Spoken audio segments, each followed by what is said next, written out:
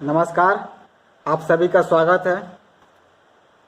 इस वीडियो में हम बात करने वाले हैं डीएलएड प्रथम वर्ष के F11 पेपर कोड कला समेकित शिक्षा, जिसमें हम जानेंगे, चूँकि यह मेरा दूसरा वीडियो है, इसमें हम बात करेंगे कला क्या है। इकाई 1 का आपका दूसरा सेक्शन है, कला क्या है। इसके पहले वीडियो में हमने जाना कला समेकित शिक्षा क्या है, किसे कहते हैं, और हमको इकाई 2 में दूसरा अध्याय पढ़ना है कला क्या है। तो इस वीडियो में हम जानेंगे कला क्या है। तो चलिए शुरू करते हैं। कला क्या है? किसी भी कार्य को पूरी कुशलता या निपुणता से संपन्न करना ही कला कहलाता है। जैसे मूर्ति बनाना, गीत गाना, भवन या मंदिर बनाना, काव्य रचना। यहाँ पर एक है कि गीत या काव्य कला तभी कही जाएगी जब उसमें कलात्मकता का वास हो।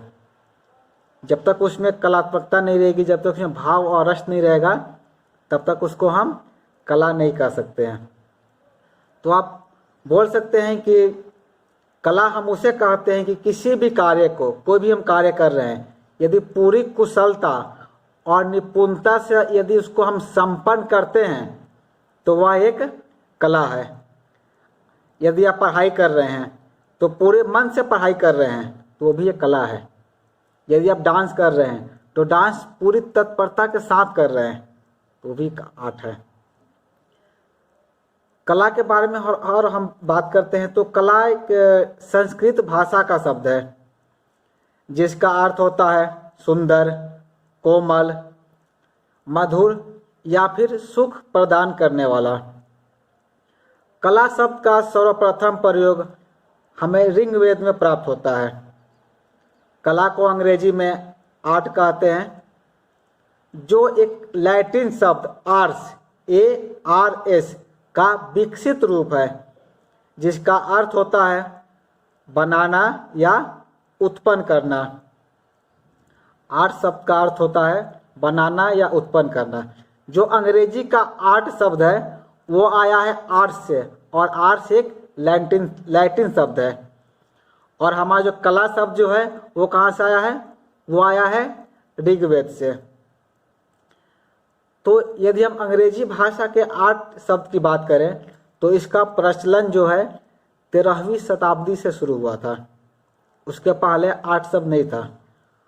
यदि और हम पहले जाए अगर, तो पहले कला शब्द भी नहीं था। कला के लिए हम लोग शिल्प शब्द का प्रयोग करते थे।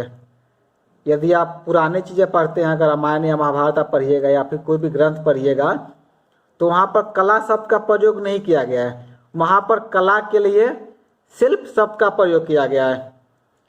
लेकिन बहुत बाद इसको भरत मुनि के नाट्य शास्त्र में इसको अलग अलग किया गया। कला एवं शिल्प को अलग अलग परिभाषित किया गया। जब हम नाट्य कला शुरुआत करेंगे तो इसके बारे में और बातें होगी। फिलहाल हम कला को लेकर आगे चलते हैं। तो अंग्रेजी भाषा में आर्ट शब्द का प्रयोग जो है 13वीं शताब्दी में शुरू किया गया। कला के माध्यम से हम विचारों यानी आइडियाज, भाव, इमोशंस एवं इच्छाओं, विशेष को अभिव्यक्त कर सकते हैं। हम कला के माध्यम से क्या कर सकते हैं? अपने विचार, अपने इमोशन, अपने विशेष को क्या करते हैं? एक्सप्रेस कर सकते हैं, अभिव्यक्त कर सकते हैं। कला को जो है विभिन्न नामों से पुकारा जाता है। कला के विभिन्न नाम हैं, जैसे कि साहित्य कला, संगीत कला, चित्रकला, मूर्ति कला एवं स्थापत्य कला। ये 5 प्रकार हैं कला के। इन 5 प्रकारों को हम समस्त कलाओं को ललित कला के नाम से जानते हैं। ललित कला यानी कि फाइन आर्ट। जब भी हम बोलेंगे ललित कला या फाइन आर्ट तो ये 5 कलाएं उसमें समाहित हो जाती है। तो इन 5 कलाओं में सबसे सर्वश्रेष्ठ कला कौन सी है? सबसे महान कला कौन है? साहित्य कला, संगीत कला, चित्रकला, मूर्ति कला एवं स्थापत्य कला। तो इन सभी कलाओं में चित्रकला को सर्वश्रेष्ठ स्थान प्राप्त है। सर्वश्रेष्ठ स्थान प्राप्त है, सबसे ऊंचा स्थान प्राप्त है। ये हम नहीं कह रहे हैं, ये विष्णु धर्मोत्तर पुराण में भी लिखा हुआ है। विष्णु धर्मोत्तर पुराण में एक श्लोक हमें प्राप्त होता है, कलानाम परवरम चित्रम, जिसका अर्थ हुआ कलाओं में चित्रकला सर्वश्रेष्ठ है, सबसे महान है चित्रकला। तो चित्रकला को क्या किया गया, सबसे महान स्थान प्राप्त है, सबसे ऊंचा स्थान प्राप्त है। तो एग्जाम में आपके एक और प्रश्न आता है, कला की प्रकृति, नेचर ऑफ आर्ट। प्रश्न ऐसे पूछा जाता है कि कला क्या है या कला की प्रकृति से आप क्या समझते हैं। तो उसका उत्तर आप ऐसे दे सकते हैं कि कला की प्रकृति मतलब कला का नेचर का प्रत्यक्ष संबंध मानवीय प्रकृति से है, मानव के व्यवहार से है। कला की प्रकृति का आदर्श रूप भाव को सुंदर रूप प्रदान करना है। कला की प्रकृति एक ऐसे सौंदर्य को निरूपित करती है जिससे मनुष्य को आनंद की प्राप्ति होती है। कला की प्रकृति क्या होता है, एक ऐसे सौंदर्य को निरूपित करता है जिससे मनुष्य को खुशी की प्राप्ति होती है, आनंद की प्राप्ति होती है। यदि कला में से सौंदर्य को अलग कर दिया जाए तो उसे हम कला नहीं कहेंगे। कला तभी कहेंगे जब तक उसमें सौंदर्य का वास हो। यदि हम कला में से सौंदर्य को निकाल लेते हैं तो फिर उसका कोई भी रूप नहीं रहेगा। जैसे कि कोई फूल, गुलाब का फूल है मान लीजिए, यदि गुलाब के फूल से हम खुशबू को निकाल लें तो क्या होगा, उसका कोई भी अस्तित्व नहीं रहेगा। यदि इत्र से हम सुगंध को निकालें, उसी खुशबू को निकाल लें, फिर उसका कोई अस्तित्व नहीं रह जाता है। यदि डायमंड, हीरे से हम प्रकाश को निकाल लें तो फिर उस हीरे का कोई भी अस्तित्व नहीं रहता। ठीक उसी प्रकार यदि कला से हम सौंदर्य को निकाल लें, सौंदर्य को हटा लें तो फिर कला का कोई भी अस्तित्व नहीं रहता है। तो कलाकार क्या करता है, स्वयं को आनंद प्रदान करने एवं सुख प्रदान करने के लिए अपनी कलाकृति में सुंदरता की रचना करता है। कलाकार क्या करता है, खुद को आनंद प्रदान या खुद को सुखी करने के लिए, खुद की संतुष्टि के लिए वो कलाकृति में आनंद की रचना करता है, वो सौंदर्य का उसमें निर्माण करता है। इस प्रकार सम्मोहन शक्ति के सौंदर्य को ही कला की प्रकृति कह सकते हैं। सम्मोहन शक्ति मतलब होता है किसी को अपनी ओर आकर्षित कर लेना।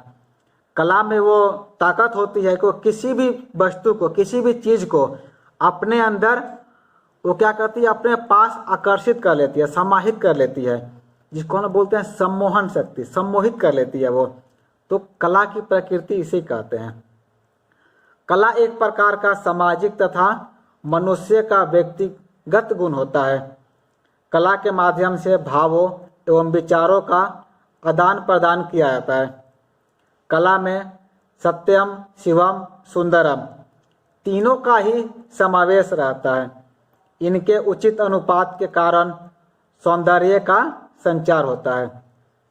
कला की प्रकृति सत्य पर आधारित रहती है तथा आदान प्रदान करना इसका प्रमुख केंद्र होता है। इसके माध्यम से ही कला सौंदर्य बोध उत्पन्न करने में भी सफल रहती है। इसलिए हम कह सकते हैं कि कला की प्रकृति का अस्तित्व सदैव बना रहता है। कला की जो प्रकृति है इसका अस्तित्व जो है हमेशा सदैव वो बना रहता है। कला की परिभाषा की यदि हम बात करें तो विभिन्न विद्वानों के द्वारा कई तरह की परिभाषाएं दी गई है, जिनमें से कुछ परिभाषाएं निम्न है जो हम जानते हैं। कला की पहली परिभाषा प्लेटो के द्वारा दी गई है। प्लेटो ने कहा था कला सत्य की अनुकृति है। कला क्या है, सत्य की अनुकृति है। अरस्तु के अनुसार भी कला की परिभाषा है, कला प्रकृति का अनुकरण है। कला क्या है, प्रकृति का अनुकरण है। फ्रायड के अनुसार कला की परिभाषा है, कला दमित वासनाओं का उभरा हुआ रूप है। कला दमित वासनाओं का उभरा हुआ रूप है। क्रोचे के अनुसार कला की परिभाषा है, हर एक महान कला ईश्वरीय कृति के प्रति मानव आह्लाद की अभिव्यक्ति है। टॉल्स्टॉय के अनुसार कला भावों को क्रिया, रेखा, रंग, ध्वनि या शब्द द्वारा इस प्रकार अभिव्यक्त करना है जिसे देखने या सुनने वालों के मन में भी वही भाव जग जाए।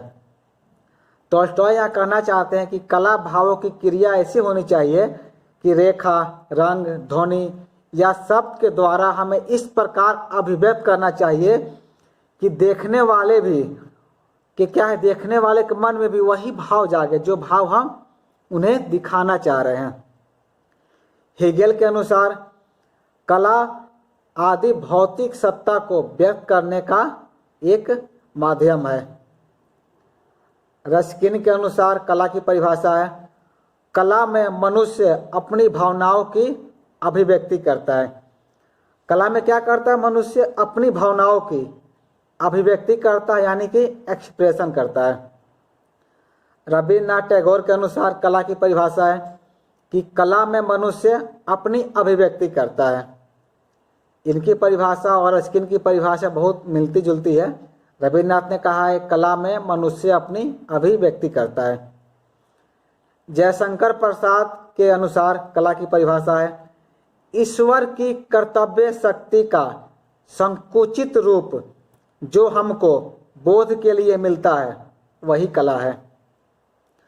मैथिली शरण गुप्त के अनुसार अभिव्यक्ति की कुशल शक्ति ही तो कला है जो अपूर्ण कला की पूर्ति है। नीत्शे के अनुसार एक परिभाषा है, कला जीवन के कड़वे अनुभवों से मुक्ति का माध्यम है। जीवन के जो कड़वे अनुभव हैं उनसे यदि हमको मुक्ति पाना है तो कला क्या एक सशक्त माध्यम है। ये नीत्शे का परिभाषा है कि जो भी हमारे जीवन के कड़वे अनुभव हैं उनको हम कला के द्वारा व्यक्त कर सकते हैं। ऐसे कहा भी जाता है कि मानवीय भावों की अभिव्यक्ति ही कला है।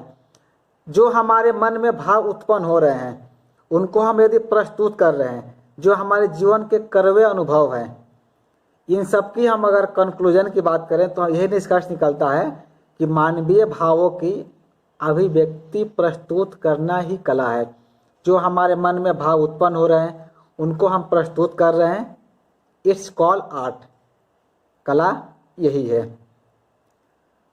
तो इस वीडियो में हमने जाना कला क्या है।